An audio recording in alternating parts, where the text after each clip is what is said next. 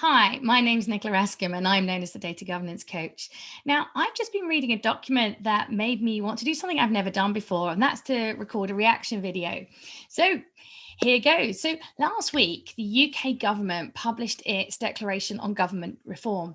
Now, the document is their response to the government's handling of the COVID-19 pandemic and has some pretty far-reaching conclusions. It's not a long document, so I would recommend reading it. I obviously read it very much through a data lens, and I wanted to share my reaction to it with you. So one thing that does stand out is the number of times that data is mentioned in the document. Now, anybody watching this video probably is of the same mindset as me, and we know that data is at the heart of everything, and having good data available to analyze will help you make the right decisions. So it's really great news that the government has realized this. And it's great that the government actually acknowledges that it does have a wealth of data available to them. So it's fantastic. They've realized that data is a huge asset to them. And it goes on to say that they must do better at pooling and sharing data so that they can analyze the impact of their policies. And I totally agree. This is absolutely the right thing to do. Just a bit unfortunate that they haven't mentioned at this particular point that you do need to understand what data you have and whether it's good enough quality for that kind of analysis to be useful and enable the right decisions to be made.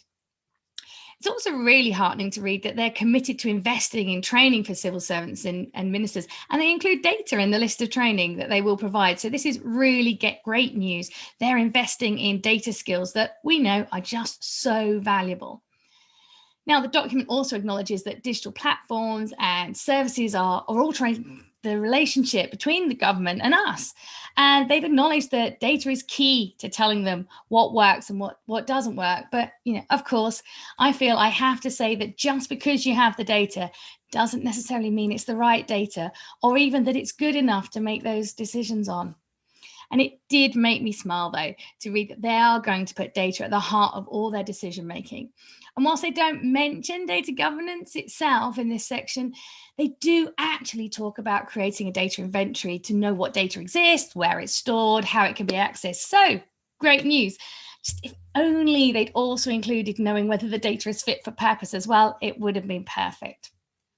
So as I said, the declaration isn't very long, and there's a short annex that goes on to list 30 actions that the government has committed to complete during the rest of 2021. And I was somewhat disappointed that data having been mentioned so prominently in the declaration that only 2 of 30 actions actually mention data. Well, all in all, I actually think this declaration can only be a good thing for the data held by our government departments and will hopefully lead to them making better decisions on our data because they're understanding and managing it better. And that will enable them to provide better services for all of us. So I'd recommend to go and read this document. It's very short and digestible. And please take time, if you've read it, to add in the comments what you think of the declaration and whether you think it will really help mature and progress data governance activities in our government departments.